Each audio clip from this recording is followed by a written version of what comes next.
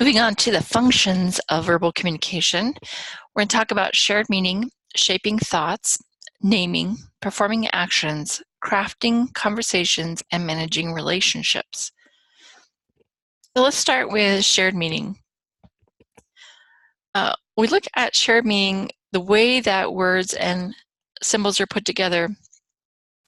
They're designed to create this element of shared meaning. So, depending on what part of the country you're from, you could speak English, but you might speak British English, you might speak American English, you might speak Canadian English. There are some different languages, different terminologies, different words that are used depending on what part of the country that you live in and what culture that you're coming from. So you might find some real differences in those elements. So if we're looking at just denotative meaning, we're looking at meaning you find in the dictionary. If you're looking at connotative meaning, you're looking at meaning based on a situation. So situational meanings, sometimes it's implied based on the circumstances, the situation, the context. Maybe you have a relationship with someone and you're more likely to have meaning to certain words based on your relationship. So maybe between two people, there might be a different meaning than if you were talking to someone else. So there's that shift. I mentioned this in the last section, but I think this is just a really valuable idea of cultural linguistic determinism and linguistic relativity. And I mentioned about Edward Sapir and Benjamin Whorf or the Sapir-Whorf hypothesis.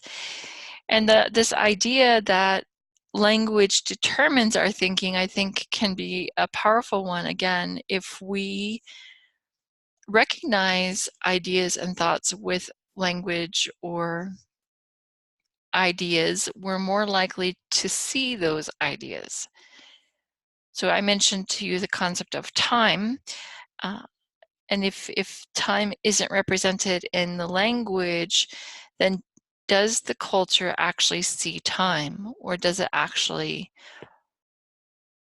regulate time in a linear way? So in American culture in particular, we're more likely to see things in a very linear way. This thing came first, this thing came second. We also have terminology for past, present, and future. Most of the languages that I studied Spanish and German, so they all recognize past tense and future tense in the language. So those are all going to be relatable. Again, there's terms that aren't going to show up in one language that show up in another. I think one of the things that's kind of interesting in American culture is this idea of love. So if we think about how we feel towards our pet, we oftentimes use the word love. We love our pet. And if we talk about how we feel about our children, we might love our children. And if we talk about a romantic relationship, we might love our partner. And if we think about the food that we really like, we might love pizza. Or if we think about the music that we enjoy, we love certain types of music. So we have not necessarily great distinction between the different types of love. So it becomes more complicated. So other cultures, other languages might have that, but if you try to translate that into English, it just becomes love. Or you might have to use multiple terms in order to do it. So it may not be a one-word translation, but you might have to use multiple words in order to talk about the type of love. We have a lot of times we look at the context that a word is sitting in order to determine its meaning. So we may not be able to say love. We have to say love in this context. So love towards something in particular.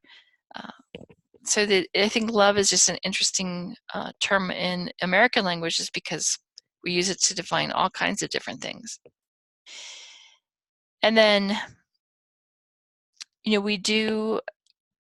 language just does reflect, different ways of thinking and different ways of relating to the world. So just our different perceptions. Naming is interesting. Naming is one of those things that we will do. We will name lots of things. We give them terminology. As the culture changes, we start coming up with new names for things like tweets, and I'm trying to think of all the other ones we have, but all the ones that relate to these new things that are coming out. We have new names that we're creating. But one of the ones I thought was really profound in listening to be explained that is that in some cultures, children aren't named until they are at least a year old. And in those cultures, the reason that they're not named until later is because they gain meaning. If you name a child and the child passes away, then that is considered to be more painful than if they were not named. So I think that's a telltale thing about a particular culture. If they're afraid to name their children until the children get older, that suggests something about how long the children are surviving in that culture. But also, you know, things get meaning based on us giving them names. If they are sitting there and they don't have, and we don't give them a title, then we may not even notice them. They may not be even visible to you if you don't give them some language or some way of identifying what they are. The other thing is, you know, we have these things change over time, so we might use a word or terminology for something, and then over time it ends up gaining new meaning. So the book mentions this idea of the term gay. When I was a kid, it meant that, you know, you were happy. You know, you were having a happy, you know, you're happy, you're gay. And then as time went by, you know, the words started to shift, and the word had a different meaning, meaning that someone that was um, bisexual or lesbian or transgender, something like that. And so the word sort of shifted its meaning over time. So, you know, that's something that the textbook mentions as far as how things change over time, and we do place labels on things to create meaning around them. They gain meaning by virtue of us giving them a name. Another element is performing actions. So what this means is that if we are in a conversation with somebody, by naming something, by giving something terminology, it allows us to communicate something that we might want someone to do. So it might enable requests or invitations or commands or taunts. And some examples of those might be different speech acts like accepting and rejecting. But here's some speech acts that are mentioned in the text.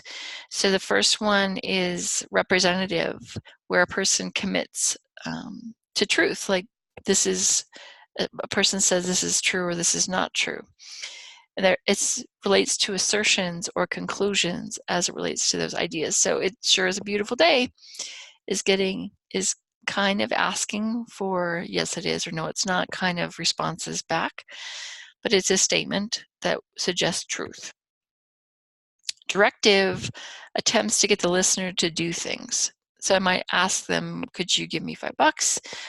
There might be questions, they might be requests, there might be commands, but there's something that's asking someone to do something in particular. A commissive is asking the speaker to commit to some future action, whether it's a promise or threats. So I'll love you no matter what happens suggests that that person is committing something to the future. They're recognizing a future act. Expressive conveys psychological or emotional state. So thank you so much for the wonderful gift. So thank you, apologies, congratulations fit into this section. And declarative is produces observable effects like a marriage proposal or someone being fired. Some kind of declarative statement that's saying that from this point forward, this is what's going to happen. So crafting conversations, and this is kind of an interactive process. It's something that's going to require at least a couple people to do. And there is sort of an element of local management, like who speaks for how long. Sometimes that's taken care of with nonverbal communication. Sometimes it's taken care of with verbal. But this idea of how long communication happens, the flow of communication, and how it's organized has sort of an intention. There are structural patterns to how communication happens. So this idea of scripting, some people think, oh, no, conversations aren't scripted, but they can be scripted. If you listen to an oftentimes new conversation between two people, they are oftentimes looking for commonality. So you might find someone trying to mention or discover commonality with another person. And I think that the textbook mentions, sort of a scripted flow, but if you look, sometimes it can be helpful. If you're kind of stuck about what to say, I think the biggest thing that you do is you certainly look at building off of what the last thing the last person said. So if someone says, how are you? What are you studying in school? And you give them information about what you're studying in school. So in my case, I was studying social psychology and communication. I would make my next question be based on that response. So, okay, well, what part of communication are you studying? Or how do you plan on using communication in the future? Is there a specific job you're applying that to? Allowing the response to a conversation to allow for the next question to happen is a natural way for conversations to happen. But the textbook on 213 mentions a conversational flow. And if you look, a lot of times conversations kind of go like that when you meet somebody for the first time. And if you have a hard time with communication, that might be helpful to you. Like give you some ideas about what kind of questions you might ask somebody if you're not certain what to ask. And this also relates to how relationships are managed and how that communication happens between people, and communicating emotions, communicating feelings, maintaining ongoing relationships. You need to have that flow of communication and connection that happens between people. When those kinds of things have a tendency to break down, that can break down the relationship. So these things show up, and it becomes really important and valid as far as how those communication situations will flow.